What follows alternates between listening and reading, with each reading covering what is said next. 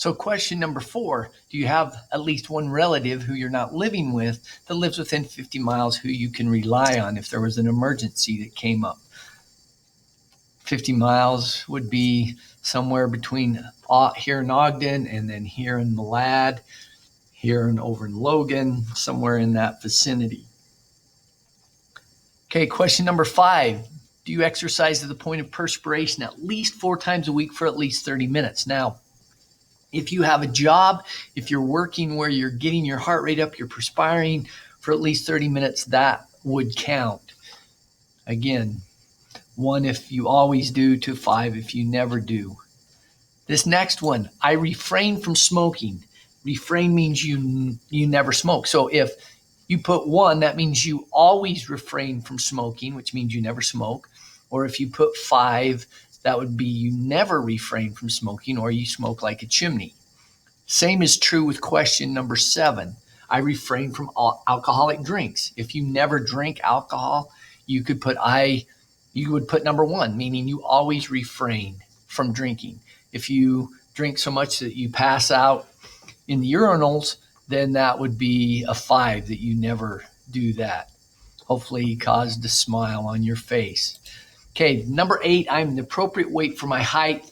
That's kind of hard to figure, but at your age, if you're eating healthy most of the time, you're getting plenty of exercise, you're the appropriate weight for your height. We all have our set point weight, the weight that we were meant to be with our genetic makeup.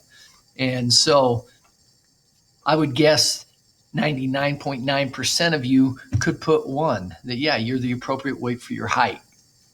This next one, just so you understand, your adequate basic needs are not a brand new automobile. If you have food on the table, you have a place to stay, you have clothing, then you have an income adequate to meet your basic needs, which is what most of your parents are taking care of. So again, that one's, most of us would put probably 1 on this one. Now, number 10, in the red, you see get strength. That's the key to this one. Many of us have religious beliefs, but do you get strength from them? Again, 1 all the time, to 5, no, you don't. Number 11, I regularly attend club or social activities. That could be in your church, in your community, in your school. And right now, we are not able to meet very much, but in the past and most of the time is what we're thinking of on this one. Number 12, I have a network of friends and acquaintances. That doesn't mean necessarily best friends, but people that when you see them, it brings a smile to your face. You're excited to see them. Network means you have a variety, you not just 1 or 2. Now, this next one could be a family member or a best friend, but someone that you can confide in about everything, about all personal matters. You're in good health. Again, do you feel healthy most of the time? Do you have plenty of energy? You have to decide. 1 would be great health to 5 being horrible health. The next one, do you express your emotions, is basically what this is saying. Most of the time or never, you get to decide on that one. The next one, do you have regular conversations with people you live with about domestic problems? In other words, as a family, do you sit down and discuss things as a family? That's what that question is talking about. I do something for fun at least once a week.